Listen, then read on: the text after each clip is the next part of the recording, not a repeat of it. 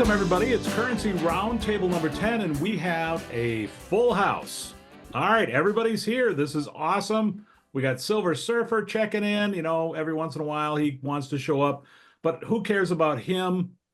We care about our special guest this evening, Tyler from Currency Relics. He has got an amazing story, and he brings our average age down about 6 months because it is me in Ontario 100.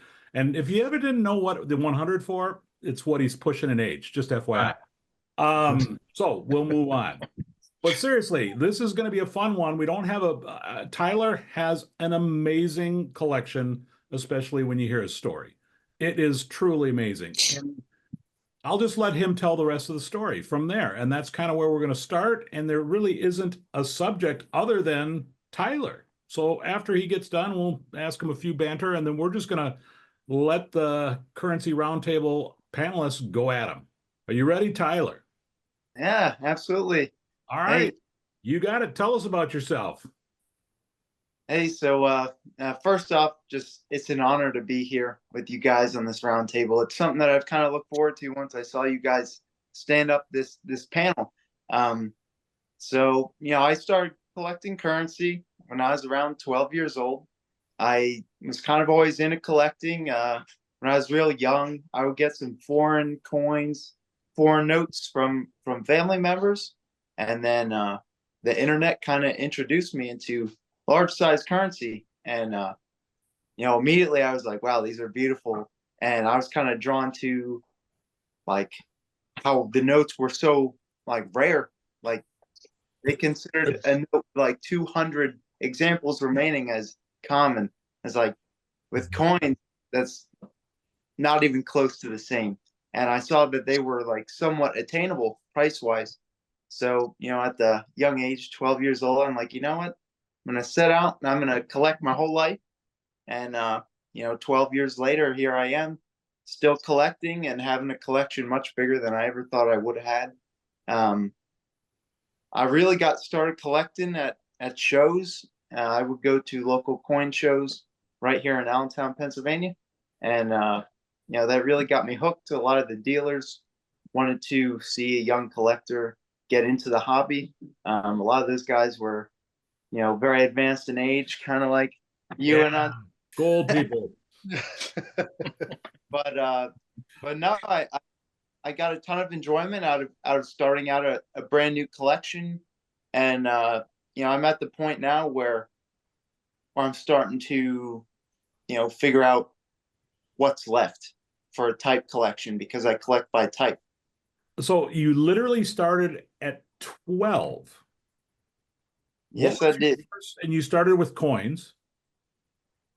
The foreign coins, yes. But it wasn't something that I went out and bought. It was something that I kind of gotten. What was your first banknote purchase? My first purchase was the 1923 $1 silver certificate. And I remember buying it. It was like an high VF, maybe low XF for about $50. I remember that. And that's what got me hooked. So do you still have the note? I do. That's what I thought. All right. So what's unique about you is how old your YouTube channel is. You probably have the oldest YouTube channel amongst us, by the way. Yeah, I mean, I think I saw it as I wanted to create a time capsule. And I wanted to, you know, track the progression of my collection. So I started a video, you know, pretty much once I had actually gotten a couple notes together. And I was like, you know what, I'm gonna, and I was like, I'm gonna say this currency collection started something great, and that's what I did. And I guess it really was. At the time, I didn't know how long I was going to be into it, but it really did take hold, and I was doing those annual updates for a while because at first it was mostly just for me. But you know, now I've gotten to the point where I believe I've seen enough, and I enjoy it enough that I can spread that with other people, and other people obviously want to tune in and appreciate my collection, you know, maybe as much or more than I do. So now it's like I've got a channel, and I've got some people that that want to see and hear what I have to say. Well, Anything else Tyler, you want to share with you personally? Then I'm going to pass it to Ontario. Yeah, so after, when I turned 18, I was working a little bit, and I'm like, you know what? I was kind of want to join the military, so I joined the Marine Corps. And I will tell you, collecting on a private's pay was definitely a challenge. Um, yeah, I definitely had to pinch pennies to keep collecting, but now that I'm in the reserves instead of active duty, I've been able to devote more money to my collection than I had before. So it's really fun having some money to collect with. All right, Ontario, you did the homework to track Tyler down, which is greatly appreciated by all of us. Well, I got several things here. Excuse me. Do you find, Tyler, other people? I hate to focus on the age thing, but let's start with that. Do you find other people in your age group are interested in currency collecting, or not? Absolutely I do, Ontario. But a lot of them get into the buying and selling, and Hmm. they they might have a personal collection, but it's limited. I see a lot of young people. They're in the flipping business, and they do well. They're sharks. Yeah. They'll buy. They'll get into the wholesale, and they'll be making a lot of money. Buying the $500 bills, thousands, buying them, flipping them, and I just recently started toying with the idea of buying and selling here and there, kind of like Stu does, just a little bit to fund the hobby, and because it's Yeah. fun, it's fun handling the currency. But I I feel like if I got into it too much and started assuming that risk, it would take the fun out of collecting. And I'm a collector at heart. it's interesting that you were talking about flipping notes like that, and the different feeling that it has. I'm a collector. I've always been a collector. I'm not out trying to make $1 million on my stuff, but I do enjoy the hunt on eBay. And once you have a certain item, now you're just always looking to upgrade it. But you're right. It does take a lot of the fun out when you're just in it for the money, so to speak. I like the fact that I can still go on that hunt on eBay, and I find a lot of stuff at decent prices. But I enjoy being able to share those prices with the people that watch my channel. So that way I still get the thrill of the hunt, even though I still seem to be buying a lot of the same stuff over and over again. So I completely understand where you're coming from that aspect. Um, where is it that you are finding a lot of your stuff? Because I noticed that your collection is just amazing. Uh, the number of items you have, and just I'm sure Dan's going to be putting these up over and over again. But just the different things that I see in your collection, it's like that's what I'm hoping to do with my collection. So where do you usually find your stuff? So most of my collection has come from either an online auction site, being Heritage or Stacks Bowers, and a lot of it is from in-person shows as well. That's not saying that I don't buy some notes on eBay, but I do find some of my more impulsive purchases have come from eBay because how accessible it is, and sometimes you pay up a little bit. You can find great deals on eBay too, but those usually come from the bidding on eBay instead of the buy it now.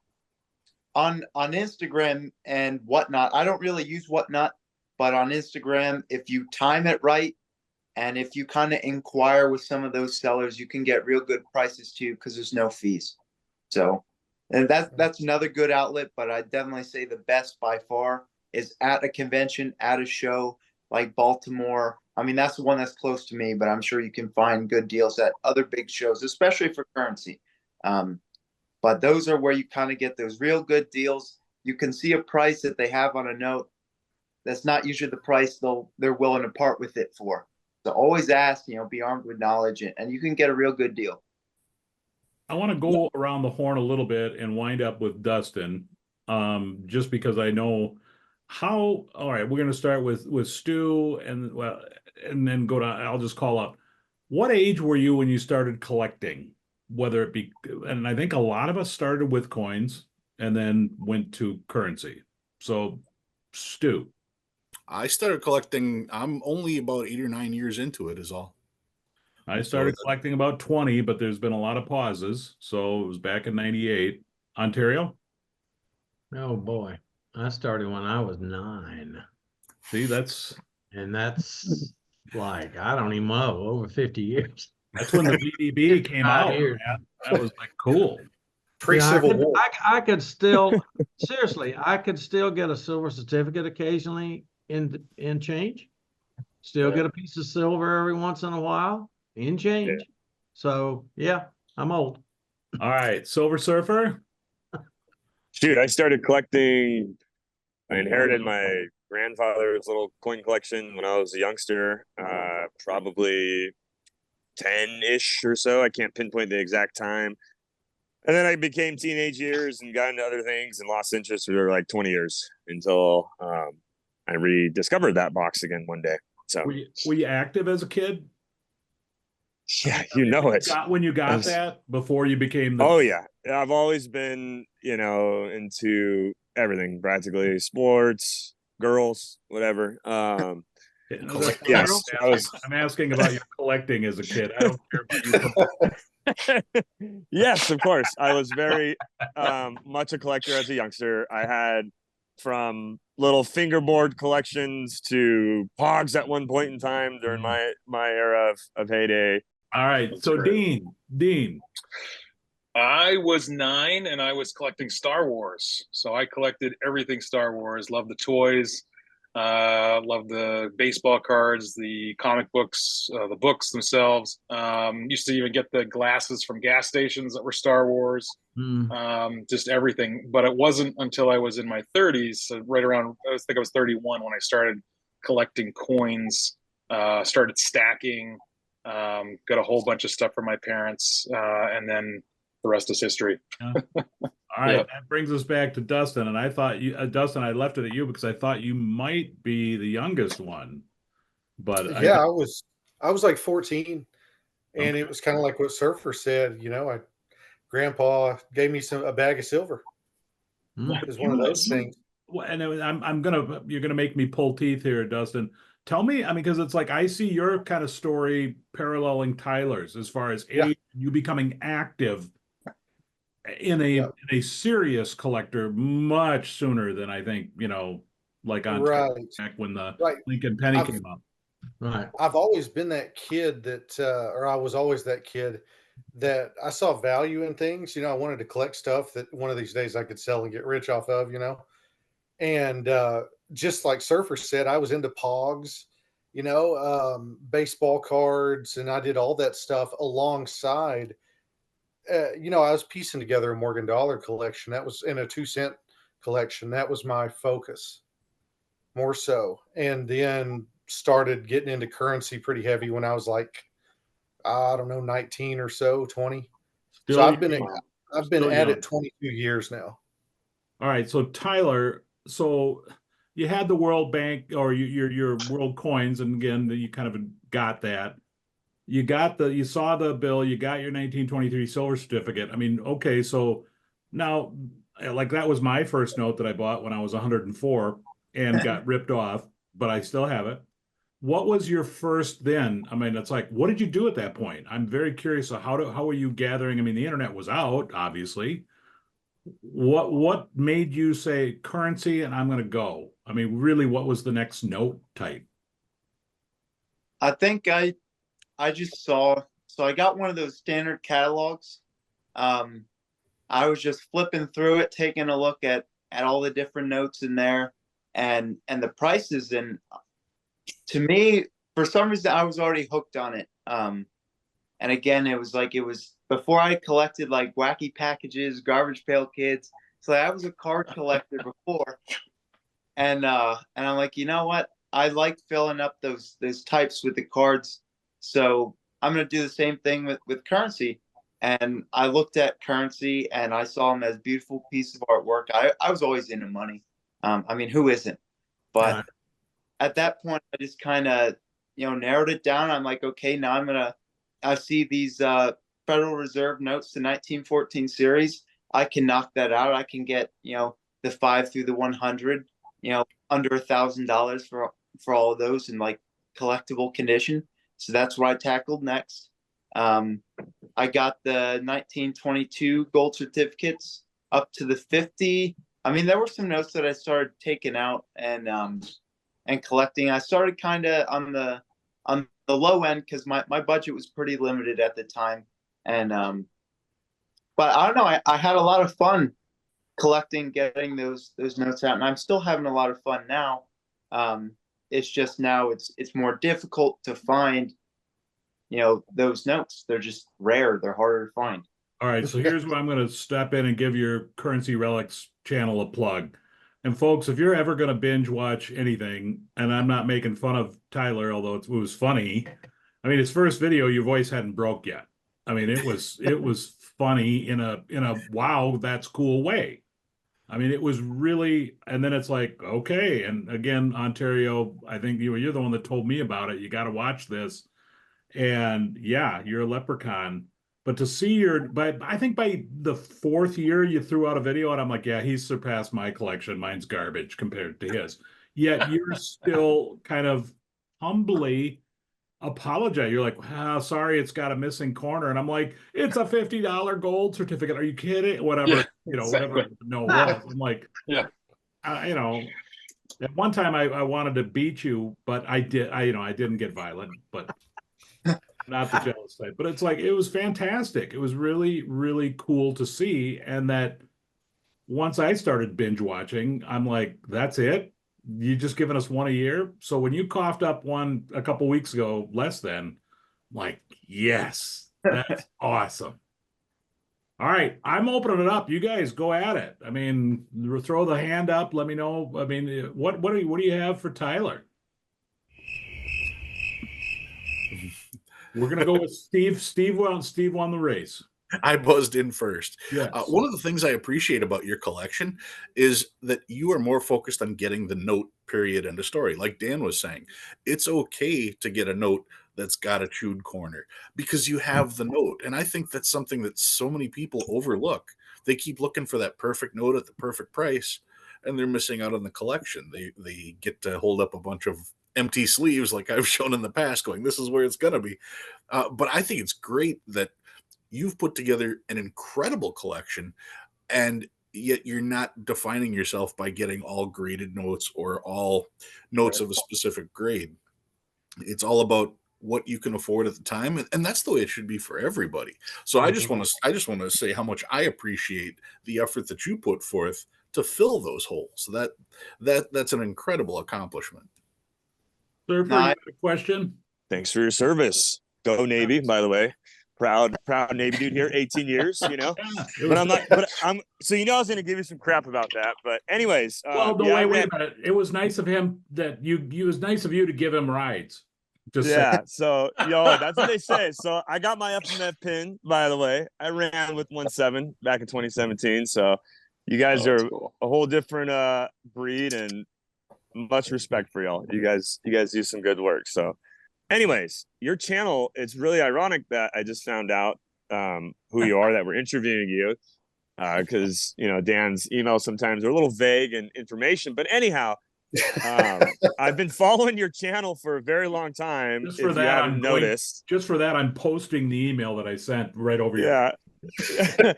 No, but seriously, I've been a follower of your channel for a long time. Super stoked on your channel. I remember seeing it because, again, before a lot of us on here were sharing paper money, there wasn't many channels on there when I was getting into it. And so I saw your channel, and there's a couple that were out there, but again, just to piggyback on all these guys, I really appreciate how you collect, because you collect very similar to how I collect as a type collector. And it looks like from the latest edition of your videos and stuff that you're going for kind of a big type collection, or I guess one example per each of the different types of notes. Is that what you're shooting for? Which is a big goal. Obviously, some are probably showstoppers for 99.9% of the population, unless you got deep pockets. But is that something you're essentially trying to put together, as many the different type pieces that you're looking for? Yep, that's the goal for me, and I'm hoping to outline that collection later on with you guys. Like here? Now? Well, at some point. At All some right. All right. Way to put the Yeah. pressure on, Dan. Well, why I don't you sh- do that right now then? I'll cut it. But in all seriousness, I super appreciate the way you collect because it's very similar to my interests. And I think, some people focus on, blocks or Federal Reserve banks or all different types of things and stuff like that, which is cool. There's nothing wrong with that at all. And, some of them are very impressive when they do put those types of things together. But I guess my interest in type collecting kind of started with the other C word that Dan loves, and that's coins. But, We all started. I did. Yeah, and I appreciate, instead of putting together a Lincoln penny set, I'd rather have one solid looking cent, and same thing in paper money. Instead of putting together, all the different Federal Reserve banknotes, I'd rather just have one solid looking one, or put together a denomination set or something like that, because usually there's different things on there. Anybody else questions for Tyler? Yeah, I got one. Oh, you want to go first? Go ahead. Somebody else waved, didn't they? Yeah. Well, I just Yeah, wanted go to for it, follow- Ontario. I just wanted to follow up with something Tyler said a little while ago. He mentioned buying on Instagram. Being the old guy in the room, how do you have a way of verifying those people? How do you feel comfortable doing that? Usually I'll have a phone call with them first. Okay. Yep. So I call them because I've had a couple close calls already. And now it's just, let me call you. Let me make sure you're the real deal, because there are too many fakes out there. You can't count followers. You got to look at their posts and see how many likes they got. So it's like one of those things where it's more risky than eBay, much more risky than Heritage or Stacks. But you can find good deals. You just have to do your due diligence first before you go head first. So surprisingly, that would be kind of relationship oriented on Insta. I mean, you can really do a lot of networking on Instagram, and you can get a lot of people with a lot of access to cheap notes. And once you do that, you can get some real good deals, but it takes more effort. And I will say there's an implied pressure when they do find a note that you're looking for at a price. You have to learn how to say no, or I can't right now, because they're trying to flip things like that. And sometimes you maybe just bought something and something came up that you wanted, but you got to have the discipline to be like, you know what, I have to hold off right now. I just bought something, and that can be difficult. And they can get flustered if they have something that you wanted at a price that you wanted, and you're not willing to buy at that time. nice. Dean. Well, this is kind of a shift in topic, but because you pretty much answered all my other questions that I had. But how do your family and friends, what do they think of you collecting like old banknotes? Do they think you're crazy, or do they think this is like the coolest hobby you could be in? Or how do they react to you spending, a good amount of money on a piece of paper? At first they gave me a lot of crap about it, and they still do. But at this point, I kind of understand, for a while, and they don't understand. I can't really talk currency with them or coins or anything, because it's just not on their wavelength. That they just don't appreciate it the same. But they know that I'm passionate, and they're just like, oh, that's cool. I guess they kind of see it as an investment of mine, and it's another reason why collecting is really fun, because it's a hobby and it's an investment. You're not necessarily losing money as long as you buy smart, but I mean, you're not going to be a millionaire off of it either. But yes, like my friends and family, like they give me shit about it. Nice. That's a similar reaction to a lot of people. Right. There's not a lot of people in my personal circle that are really excited about the stuff that I do. So I'm always glad to be with you guys, because if I say something exciting in my life, you guys can share that excitement. So yeah, I feel you. Exactly. All right. That's awesome. I mean, and just to let everybody know, I mean, yeah, we have a text group, and it's just super cool. It's like somebody buys something, they throw it up, and like, isn't this cool? And before any of this, I'm like, I just get it, I just got it, and I'm like, I show it to my wife, who's very supportive. I'm not ripping her, but she goes back to sleep when I'm like, this is the coolest thing. But not that she's not sportive. She could be. Were you looking over your shoulder, Dan? Right. Seriously, but it's like I just don't have that. Yeah. Until now, until we had it, except for Surfer. Right. But whatever. You're on mute, Jeff, which is great, by the way. Yeah, I know. I'm like my allergies are kicked up here, so Oh, sorry. yeah, it's all good. I don't care at all, actually. Yeah. It is pretty cool though that an 11-year-old gravitates towards old banknotes rather than like Pokemon cards or Yu-Gi-Oh or Magic the Gathering or video games or things like that. Not that you don't do any of those things, but it's pretty cool, Tyler, that you went this way of collecting at a young age. I've got a question. Yeah. Or it's actually just kind of piggyback a little bit, but what is your favorite note in your collection? Good question. And then what note right now is unobtainable for you, but you do plan to get later in life? Great questions.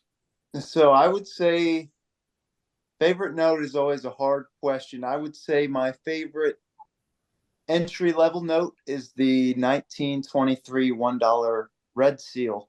I don't know. I just like the simplicity of the design, and I feel like the red seal really pops on that note. I like a lot of my notes, but I'd say the $10 1862 legal tenders is one of my favorites.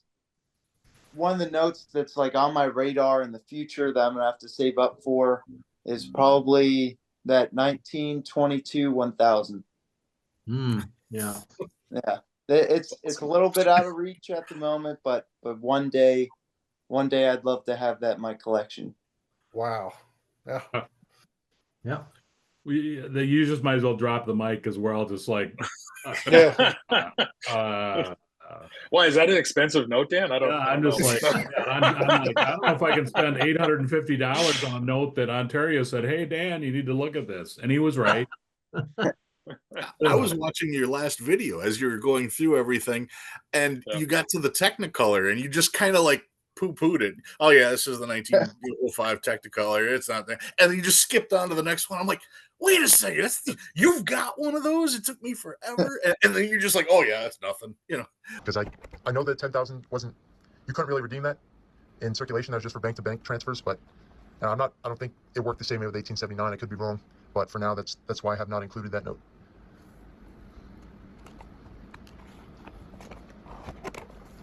$30 back on these 1905 $20 Technicolors.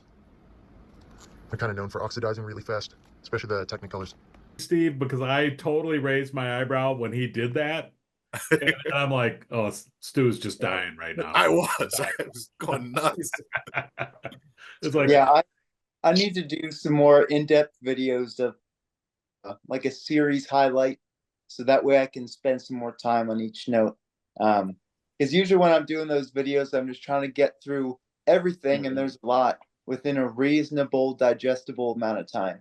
I enjoy doing it because it's all there, and I can see everything. And my viewers can see everything that I have, and how it's grown, kind of sticking to my roots of being kind of a time capsule. So I've stayed doing that, but I want to branch out and start doing more spotlights, and maybe doing some more top tens like you used to do. I really like that concept that you built your channel around. so I got a question regarding small size. So I've noticed over the years how much small size, and I think about 4 or 5 is when you're just flip. Yeah, I got small size, and you just okay, I'm done. It's the end of the video. Obviously, small size isn't a big deal for you, but you do have some pretty dang nice small size notes in there. If you're telling somebody that's coming into the hobby, what would you say for small size? I think there's a lot of depth to small size currency. I know a lot of you guys have gotten real deep into the fancy serial number and the star notes, and those are like something you can collect out of your pocket. They still produce notes, so you can still find those. But even for the more classic small size notes, I mean, I love the like all the national banknotes that you can find. I mean, obviously the 1933 $10 silver certificate is a really good Yeah. You have the high denominations, you have all the district sets you can put together. I think that the small size note arena is a really fun place to start. And the reason why I haven't really done a whole ton of videos on my highlighting my small size collection is just because I haven't added much to it. Okay. It's not complete, and I have made a few additions to it. Like I have a 1928 $5 red seal star note, and that's probably one of my favorite small notes. But it's just not something that I've added a whole ton to because I've been dead set on building my large size collection. But I very much appreciate small size notes. Yeah, exactly. I mean, Tyler, you brought up the fancies. I know Dustin and Dean, you guys have both been working hard to complete your partial ladder trinary fancy collection. How you guys doing? Yes. How dare you? You just did a cardinal sin right now. How dare you Dan, you say made those me words think on that. in Yeah. this forum? Dean and I actually have long phone calls about that same topic. Right. Yeah, exactly. Well, I mean, they're Especially pretty- the partial ladder.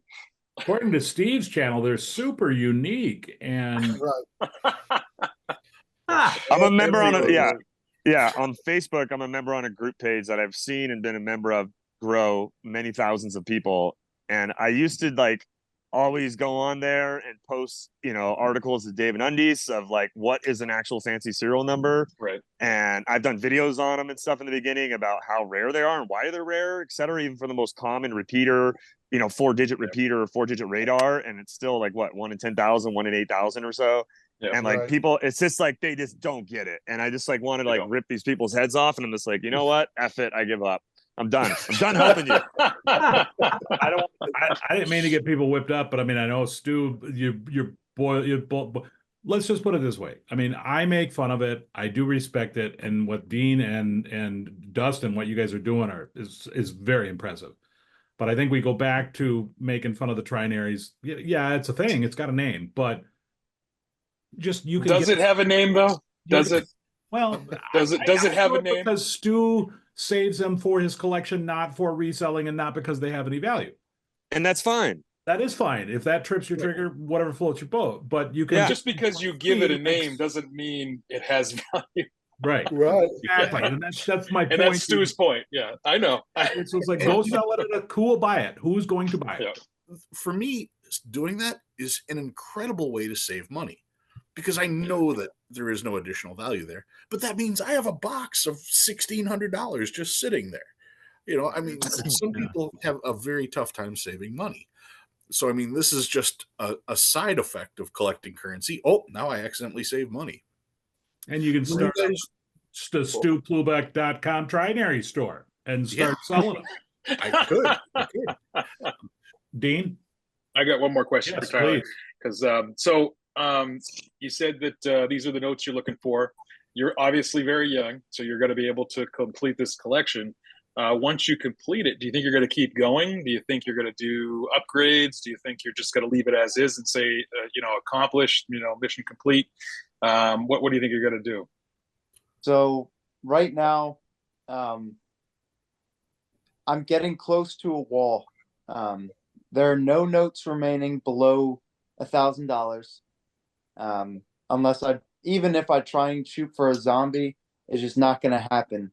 I've done the count. I have about 7 left underneath 2,000, and then I have roughly 8 more under 10,000. So I'm coming in close where it's going to get extremely difficult to start filling these holes. And this is where it gets fun, because this is where you need to wait. You need to save. You need to keep your eyes peeled. And this is where it really gets fun, because these notes that you're getting are legitimate rarities and notes that have also legitimate pedigrees. So this is where it's starting to get real fun. But I've left my fractional currency collection pretty open, so I plan on piecing that together as I'm saving up for these bigger notes. I've recently gotten into coins a little bit.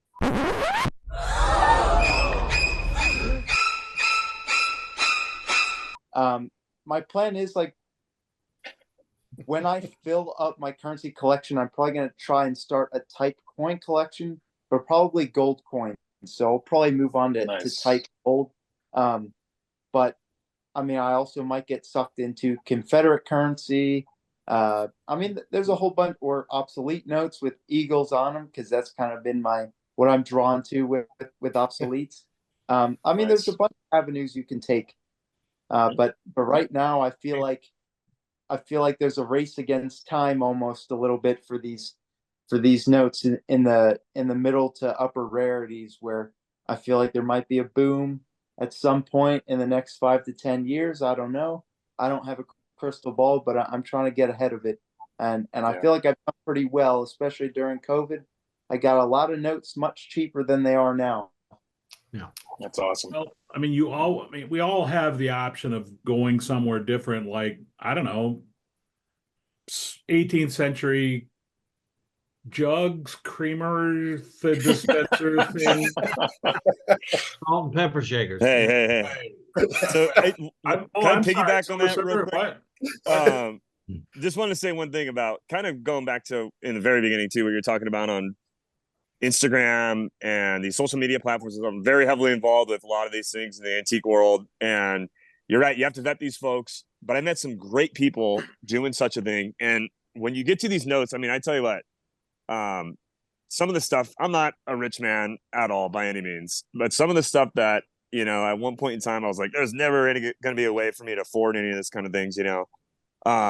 Two things happened. One thing happened. I didn't really learn to save money. Trying and still working on that.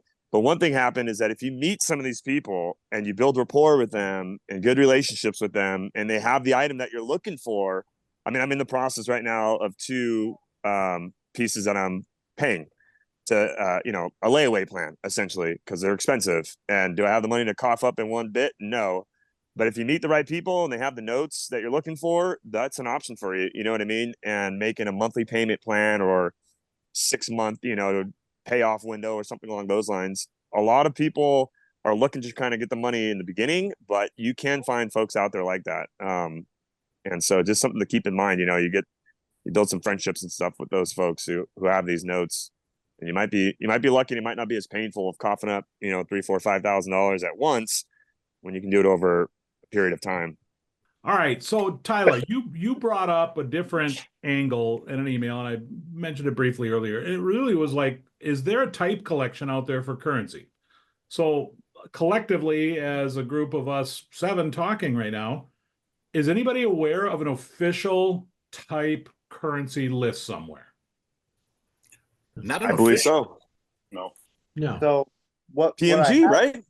PMG registry PMG sets. has something. Registry sets, and I'm part of the Washington type collection and that kind of thing. Yeah, PMG. So they have a type set all the way through. I think it's specific, No, like portraits and stuff like that, right? They have type collection listings per denomination, but there is no complete type set. It's broken down by denomination. Yeah. So folks listening, watching, and this kind of spurred a conversation amongst kind of all of us. Just, there really isn't going back to, hey, we've got the demand notes all the way up to, you know, the colorized, right? What would it take to complete all that collection? Obviously, it's massive. Trying to compare it to coins is probably difficult because coins are really 2D.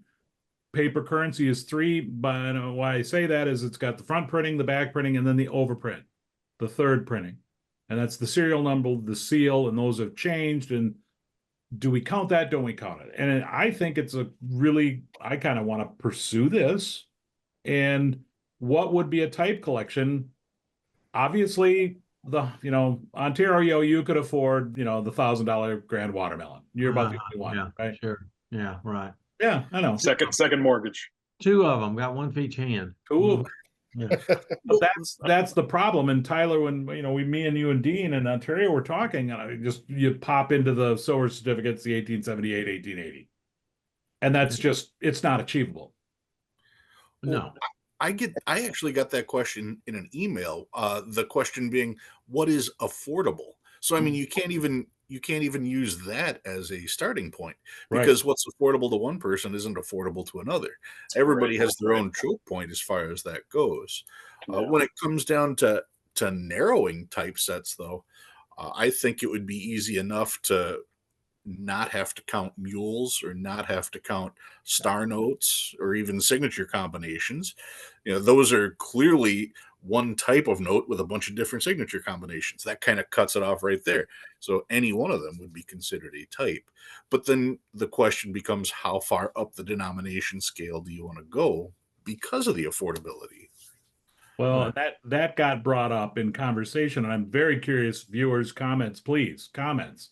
And Steve, you brought up a very good point about what, what is affordable to one person is not affordable. And I think, yes, we have to just pick the middle lane and say it's going to be the 60%. Similar to what doesn't get represented when you talk about the two parties running for president. But I won't go into politics right now. No. But you get my boy. point. I mean, it's like you got to pick a lane, and I guess I'd like to hear folks' opinion on that. Is like what is affordable, and I know we had thrown out $2,000 to $3,000 was the initial kind of scanning through. Can you get all these notes and at least get a representation? It might be a VGA, it might be a really bad rag, but it is in that price point, and we haven't finalized that. That was just a brief look. Thoughts? Well, the other problem with that, though, is how are we gauging that price? Because if we're saying that, okay, it's got to be under $3,000, well, the next thing you know, I find a note that books out like one of the California gold certificates. Those start out at $5,000. Well, what if I find one at a show and I can get it for $3,200? Well, that's affordable. Now do we have to include all those? But that'd be a one-off, but it's a good point, and it's a bonus in your collection. And as far as pricing guide, I would say, yeah, we just pick this, and whatever this is, that's what it is. It goes on the list, and you can debate all day: is this accurate? Is it low, high? It doesn't matter. It's just it is a source to point at, and sure, it's a plus and minus. I can't believe, yeah, don't buy that note because it's not on our type list because you got it 30% off, right? At some point, it's a collection, and every collector, has a little bit of a left and right within their collection. You might be a type collector, but something else will jump out at you, or a deal will pop up, and you'll snatch it up. And that's kind of the beauty of collecting, especially in numismatics. We all kind of vary from what we usually collect. And, if we do set that kind of $2,500, $3,000 limit, and you do find a note that's usually, like you said, $5,000, and you find, a raggedy one real cheap, buy it. It's still a type note, even though it's outside of our parameters we set for this particular typeset. I think we just need to put the stake in the ground and kind of come up with something, because nobody's attempted it yet. There hasn't been a solid attempt for this, and I think we should give it a try. And yes, it's not it's not a definitive kind of thing, but I think we should take a stab at this. All right. Thoughts on anybody? Well, the only question I have to Tyler, do you agree though that you think the dollar value is the way to go? Don't you think that's the easiest way to, as you say, drive the stake in the ground? I believe it is, because when you look at rarity, Yeah, it's currency has always been different than coins with rarity, and anything extremely rare as far as types go is going to be pretty expensive. So I don't think we need to worry too much about the populations left.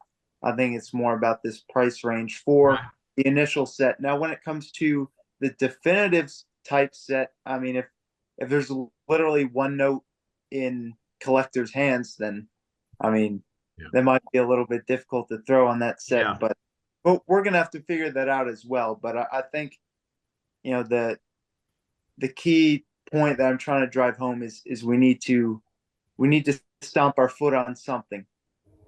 And That's the where issue I have with the top 100 list.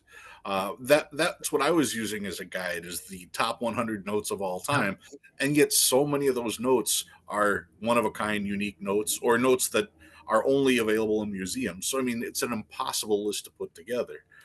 It would be nice to see a top 100 accessible notes. You know, there it is. That's There it is. I mean, Yeah. that the achievable, accessible. I don't like the word every man because it doesn't fit every man, and we're going to leave people's budgets out. It will happen. It's a fact of life. And that's the way it is. I mean, there's going to be notes that I will personally never be able to get on if you're saying $3,000 or whatever. No, that's not going to happen. So, but okay, so here's what we'll do. Love to hear any viewers' comments, particularly on achievable, accessible, right? Those two things together, meaning 1 of 6 known is not going to be on this list, right? It's just not. And I'm going to start the list, by the way. I'll put together the spreadsheet, get it out to you, and say it will have that that 1 of 6 or 1 of 1 note. It'll be on there because they made it, right? We'll start with $3,000 and let's max. That's the lid, plus or minus, because we know. And that's where maybe 2,500 is a better number, just because if it goes up to, I don't know. We'll figure it out. But to put together a list, like Tyler said, stomp on it, put the stake in the ground, and say, hey, this is it. And I would want it to be somewhat achievable for a lot of people. To your point, Steve, I love the 100 American Greatest Notes list, great list, but you could have you could be, Bill Gates or one of those money, and you're never going to complete it. It's not They're a museum. It's not going to happen. Unless, well, I guess you could buy the museum, but there might be one list in the world that's completed, right? Right. And, yeah. So we will come back next time with that, as far as the discussion on, hey, we'll have something list to look at, to react to, and we'll get that, well in advance to you guys to cuss and discuss and kind of think about. Cool? Absolutely. Been kind of a different currency roundtable. They always are. Anything else? Oh, I've got my question for Dustin. I got to ask while we're recording. Yeah. So this goes with Tyler's last video there. So if you haven't checked that out, folks, you got to go check out that video. But Dustin, he showed a $50 1891 silver certificate with the serial number 878874. How much would you would pay for that if it was 878878? Oh man. It was an incredible note to begin with anyway, but I know you love the fancies, so I would have to know the value of it before we could even have that discussion. But yeah, I might have to make a road trip just to see it, it's one of those things. Go up there and have a true arm wrestling match. But I don't know, like, just, with you guys, I've sent you pictures of what I've recently purchased and that kind of stuff. And I was talking to Ontario earlier. There's that big dog note that I might pull the trigger on. I just don't know yet. It's in that same realm, of what you just mentioned. It's just, it's a 1 of 1. It's a true unicorn, using the term correctly. Not a leprechaun. Yeah, it would be a true unicorn, there's nothing like that known. Tyler, fabulous. Thank you for joining us. Wonderful collection. And just I am dumbfounded, because literally it's always great when a 14-year-old exceeds your collection. Yeah That's right. But I don't care either. I'm still, weren't we all of us just going, wow? Yeah. Yes, absolutely. Yeah. Absolutely. Yeah. And it's so cool. All right, that's it for Currency Roundtable number 10. Appreciate your time, everybody. Please, everything we discussed tonight, please leave a comment, especially about that whole, list of type collection for currencies. That's something that we might want to put together. With that said, have a good evening.